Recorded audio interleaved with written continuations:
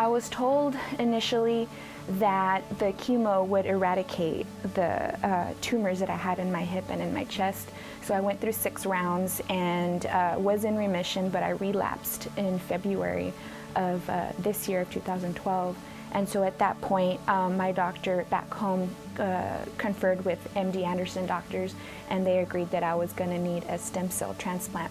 And at that point, they thought that they would use my own cells for this transplant, and so I began some more chemo because they couldn't go through with the transplant until there were no more traces of cancer in my body.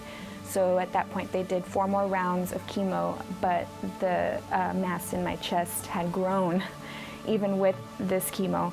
So doctors then said that they were going to have to find a donor for my transplant because my cancer was acting so aggressively that my own cells wouldn't be able to combat the cells in my body.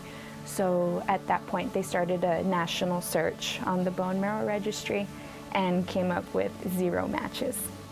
So once that happened, they tested my only biological sister, and she wasn't a match either.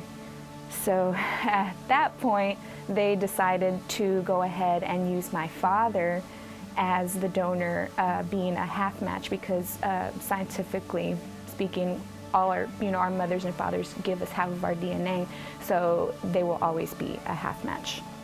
So that's when they decided to go with my dad, and here we are now.